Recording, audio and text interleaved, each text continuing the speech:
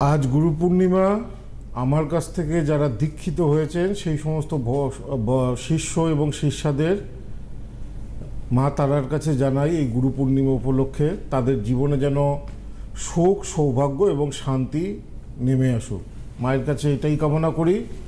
ব্রহ্মময়ী সমাজের সকল ভক্ত শিষ্যদের গুরু পূর্ণিমার শুভেচ্ছা। তোমরা ভালো থেকো, মা তোমাদের মঙ্গল করুন। আর আজকে আমি তো বলবো কি বলে রাশিফলও বলবো, প্লাস পাশাপাশি হচ্ছে শ্রাবণ মাসের শক্তিশালী কোন উপাচারে, কোন শক্তিশালী উপাচারে আপনাদের জীবনে মহা সৌভাগ্য উদয় হতে পারে সেই নিয়ে আজকে উপচার বলবো। তো যাই হোক, প্রথমে রাশি বলে আসি। কেমন যাবে সামনের সপ্তাহটা? মেষ, কর্মে পরিবর্তন, উন্নতির যোগ, সন্তানের চাকরি বা বিয়ে নিয়ে মানসিক দুশ্চিন্তা দেখা দেবে, দাম্পত্য সমস্যার সমাধান, সম্পত্তি ক্রয়ের ভালো সুযোগ আসতে পারে, শরীর ভোগাবে। এই সময় সারা দেবের সকলেরই বাড়িতে কেউ না কেউ অসুস্থ, কারণ না কারুর জ্বর। এই সময়টা এমন, এই কোভিডের পর থেকে সর্দি কাশির ঝামেলা অনেক বেড়ে গেছে। হ্যাঁ, তো শরীর একটু ভোগাবে মেষ রাশি জাতক বা জাতিকাদের। বিষ, কর্মে অগ্রগতি, একাধিক সূত্রে অর্থাগম, দাম্পত্য সমস্যা মিটবে, দূর ভ্রমণের যোগ, ছোটোখাটো দুর্ঘটনার রক্তপাত বা আঘাত প্রাপ্তি। আসি মিথুন রাশি, হঠাৎ অর্থপ্রাপ্তির যোগ, পারিবারিক বা দাম্পত্য অশান্তি ভোগাবে, নতুন কর্মপ্রাপ্তির সুযোগ আসতে পারে, তবে আইনি বা পুলিশি ঝামেলায় জড়িয়ে পড়তে পারে, সেই দিক থেকে সতর্ক থাকতে হবে। কর্কট, ব্যবসায়ীদের আয় বৃদ্ধি, শুভ সপ্তাহ, দূর ভ্রমণের যোগ, কর্মচারী বা ভৃত্য নিয়ে সমস্যা দেখা দিতে পারে, দাম্পত্য অশান্তি ও গোলযোগ ভোগাবে, শরীরও ভোগাবে। আসি সিংহ রাশি, কর্মে সাফল্য, ব্যবসায় উন্নতি, উপার্জন বৃদ্ধি, সন্তানের কোনো শুভ খবর পেতে পারেন, শরীর স্বাস্থ্য কিছুটা ভোগাবে। আসি কন্যা, কর্ম অর্থের কারণে মানসিক দুশ্চিন্তা বিশেষভাবে দেখা দেবে, বিনা কারণে সামনের সপ্তাহে কন্যা রাশির জাতক বা জাতিকাদের অপবাদ জুটতে পারে, সন্তানের কারণে মানসিক অশান্তি, শরীর কিছুটা ভোগাবে। তুলা, কর্মে সাফল্য, নতুন কর্মপ্রাপ্তি বা কর্ম পরিবর্তনের সুযোগ আসতে পারে, ব্যবসায়ীদের আয় বৃদ্ধি, প্রেম প্রণয়ে সফলতা, বিবাহের ভালো যোগাযোগ আসতে পারে, শরীর ভোগাবে। আসি বৃশ্চিক রাশি, কর্মে বাধা, আর্থিক লেনদেনে সতর্কতা অবলম্বন দরকার, কর্মক্ষেত্রে অপদস্থ বা অসম্মানিত হতে পারেন। সপ্তাহের মধ্যভাগের পর বৃশ্চিক রাশির জাতক বা জাতিকাদের আয় বৃদ্ধি, পুরাতন রোগের প্রকোপ বৃদ্ধি, সন্তানের শরীর স্বাস্থ্য ভোগাবে। আসি ধনু, কর্মের কারণে মানসিক অস্থিরতা, সহকর্মীদের থেকে শত্রুতা, প্রেম প্রণয় ভঙ্গের যোগ রয়েছে, দাম্পত্য অশান্তি বা গোলযোগ দেখা দিতে পারে।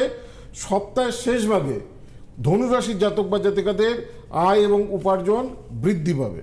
মকর, কর্মের ব্যাপারে হঠাৎ কোনো ভালো সুযোগ আসতে পারে, ভাগ্যোন্নতি, শেয়ার বা ফাটকা বা লটারিতে লাভ, প্রতিবেশী কলহ বেশ কিছুটা ভোগাবে, সন্তানের শরীর স্বাস্থ্য ভোগাবে।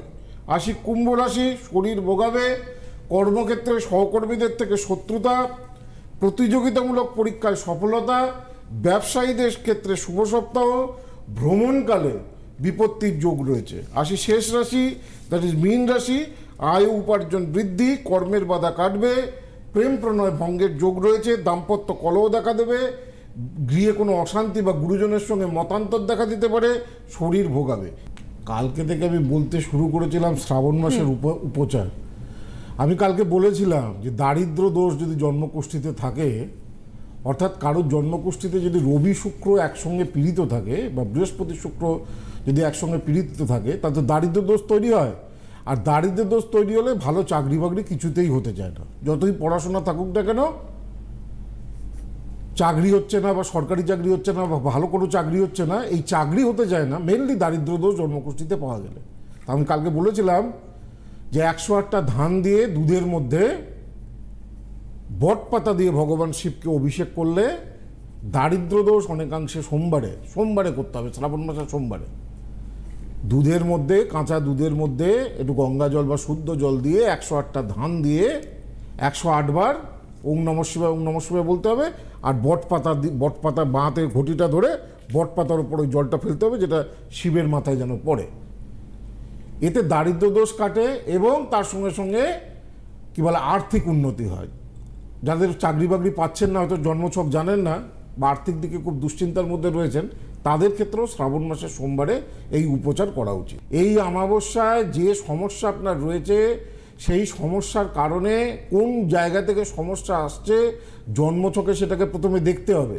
সেইগুলো সেই গ্রহদোষের যদি পুজোগুলো 30 জন এই সময় ব্রাহ্মণ থাকে, বিভিন্ন রকমের পুজো, ভুবনেশ্বরী প্রয়োগ, নবনাগ যাগ, হ্যাঁ, বগলামুখী প্রয়োগ, ধনদা প্রয়োগ, নীল সরস্বতী প্রয়োগ, মহামৃত্যুঞ্জয় প্রয়োগ, শুক্রপ্রসিত মহামৃত্যুঞ্জয় প্রয়োগ, ভুবনেশ্বরী প্রয়োগ, বিভিন্ন রকম প্রয়োগ পুজো, দক্ষিণাকালী প্রয়োগ, এগুলো দোষ অনুযায়ী তাদের সেই পুজোগুলো দিতে হয়। আর কৌশিকী অমাবস্যার পুজো কখনো ব্যর্থ হয় না, প্রতিকার কখনো ব্যর্থ হয় না। আমি বলবো যারা ইতিমধ্যে দেখিয়েছেন আমাকে কিন্তু তাদের পুজো দেওয়া হয়নি, তারা কান খুলে শুনে রাখুন, পুজোর বুকিং শুরু হয়ে গেছে। বুকিং করতে হবে আপনাদেরকে, যারা ইতিমধ্যে আমাকে দেখিয়েছেন। কি করে বুকিং করতে হবে?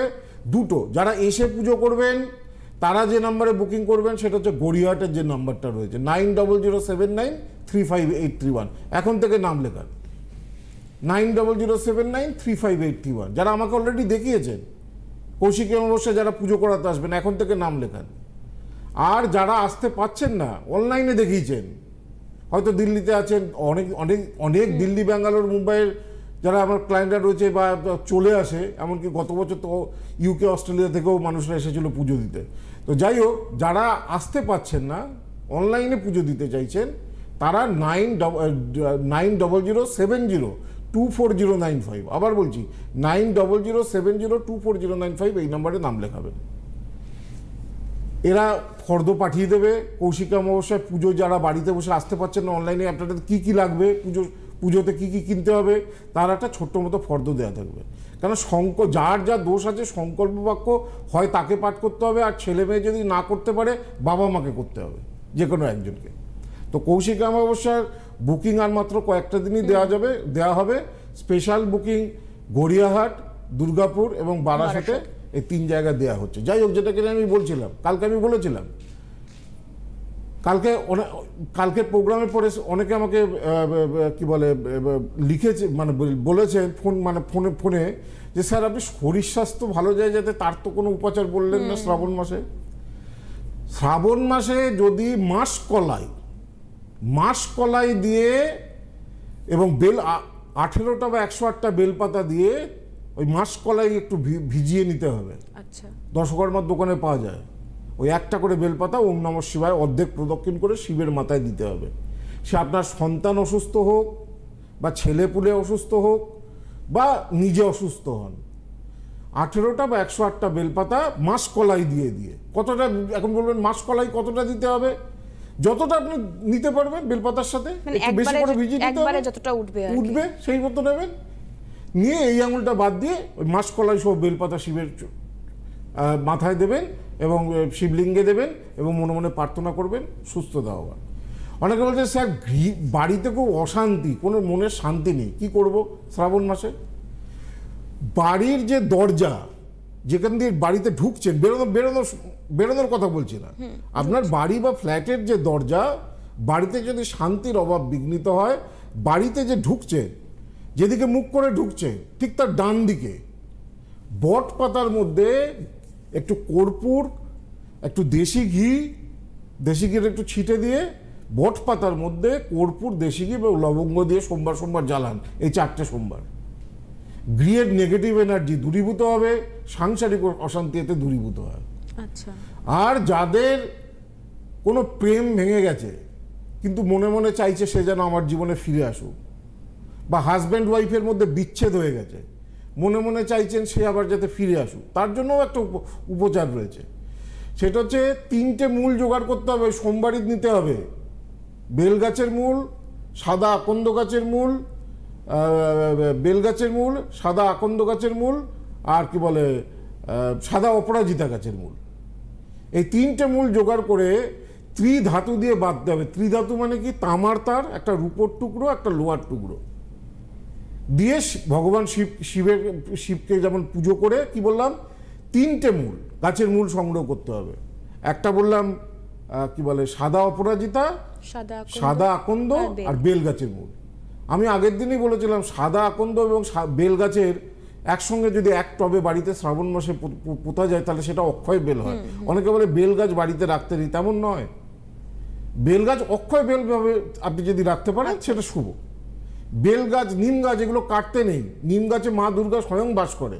যে বাড়িতে নিম গাছ থাকে, যে বাড়িতে চাপা গাছ থাকে, সেই বাড়িতে বাস্তু দোষ এমনি অনেকটা চলে যায়।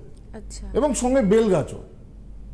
হ্যাঁ, তো এই তিনটে মূল যদি আপনি, যারা এই সমস্যায় ভুগছেন, হাজব্যান্ড ওয়াইফের মধ্যে ভীষণ, হাজব্যান্ড হয়তো ভিন্ন পথে চলে যাচ্ছে, অন্যদিকে চলে যাচ্ছে, অন্য মহিলার সঙ্গে সম্পর্ক জড়িয়ে পড়ছে, তাহলে তিনটে মূল জোগাড় করতে হবে। সেটা হচ্ছে সাদা আকন্দের মূল, সাদা অপরাজিতার মূল আর বেল গাছের মূল। এই তিনটে মূলকে একসঙ্গে করে একটা লোহার একটা রূপোর তার তো পাবেন না, কিন্তু বাড়িতে যদি রূপোর টুকরো থাকে বা রূপোর ছোট আংটি থাকে, সেই রূপোর আংটিটার সঙ্গে লোহার তার আর তামার তার, এই তিনটে জিনিসকে ভালো করে পেঁচিয়ে ভগবান শিবকে অর্পণ করবেন এবং নিজের মনস্কামনা জানাবেন। 108 বার ওম নমঃ শিবায় মনে মনে জপ করবেন। যদি অন্য আমি মন্ত্র বলবো, ভগবান শিবের শক্তিশালী মন্ত্র, শুক্র প্রসিদ্ধ মহামৃত্যুঞ্জয় মন্ত্র, অনেকগুলোই মন্ত্র, অর্ধনারীশ্বর মন্ত্র, ভগবান শিবের সব পাওয়ারফুল মন্ত্র রয়েছে, সেগুলো আমি পরবর্তীকালে বলবো, আগেও বলেছি। এইটা করে নিজের কাছে রাখবেন। আর এই যে বলেছিলাম অশ্বত্থ পাতা এবং বট পাতা, 1 বছর পরে, 1 বছরের মধ্যে যখন কাজ হয়ে যাবে আপনার, বিয়ে নিয়ে সমস্যা, আমি বলেছিলাম অশ্বত্থ পাতা আর কি বলে দুধের, যাদের মাঙ্গলিক দোষ রয়েছে বা বিয়ে নিয়ে সমস্যা রয়েছে, দুধের মধ্যে কর্পূর দিয়ে অশ্বত্থ পাতা দিয়ে 4টে সোমবার ভগবান শিবের অভিষেক করবেন। আর অশ্বত্থ পাতাটা নিজের কাছে রেখে দেবেন। যখন বিয়ের যোগাযোগ সব ফাইনাল হয়ে যাবে, সেটা কোনো নদীতে বিসর্জন করে দেবেন। এটাই নিয়ম। নদীতে, পুষ্করিণীতে বিসর্জন করতে নেই এগুলো। যখন পারবেন, আপনি যদি বিদেশে থাকেন, বিদেশেতে নদীতে কিছু ফেলতে দেবেন, আপনি যখন দেশে আসবেন কোনো নদী পাবেন, সেখানে তখন বিসর্জন দিয়ে দেবেন। এইটাই নিয়ম। এই আমি বলেছিলাম যে এই যে কি বলে, এই কামধেনুটা রাখি পূর্ণিমার দিন প্রতিষ্ঠা করতে। এবার রাখি পূর্ণিমা কবে পড়েছে? 19শে আগস্ট, 19th আগস্ট, এই রাখি পূর্ণিমা দিন এই কামধেনুটাকে প্রতিষ্ঠা করুন। এখন যে চেম্বারেই দেখাবেন না কেন, এই কামধেনুটা আপনাদের সম্পূর্ণ উপহার হিসাবে পাবেন। এর ম্যানুফ্যাকচারিং প্রায় বন্ধ হয়ে যাচ্ছে, সুতরাং আগামী 5 বছরের মধ্যে আর কামধেনু আপনারা পাবেন না। তো এখন যে চেম্বারেই দেখাবেন, অনলাইনে দেখান বা অফলাইনে দেখান, কামধেনুটা আপনারা উপহার হিসাবে পাবেন। রাখি পূর্ণিমার আগে পর্যন্ত যাতে আপনারা রাখি পূর্ণিমা, যেমন আজকে গুরু পূর্ণিমা, রাখি পূর্ণিমার দিন প্রতিষ্ঠা করুন। বাড়িতে কামধেনু থাকলে আর্থিক শ্রীবৃদ্ধি হয়, আর্থিক উন্নতি হয়। ঈশান কোণে বাথরুম, দক্ষিণমুখী দরজা, এই যে বাস্তু দোষ, ঈশান কোণের সিঁড়ি, এই যে বাস্তু দোষগুলো, এই দোষগুলো কামধেনু বাড়িতে রাখলে কিন্তু কাটে। আচ্ছা, বাস্তুদোষ নাশ হয়। কামধেনু, বানলিঙ্গ, ইন্দ্রজাল, দক্ষিণাবর্ত শঙ্খ, কুবেরের অষ্টধাতুর মূর্তি, শ্রীযন্ত্র, এগুলো বাড়ির সমস্ত বাস্তুদোষ, এইগুলো সবই হচ্ছে সৌভাগ্য বৃদ্ধির জিনিস। বাড়ির সব বাস্তুদোষকে নাশ করে এগুলো। তার মধ্যে কামধেনু তো খুব একটা ভাইটাল বাস্তু রেমেডি। হ্যাঁ।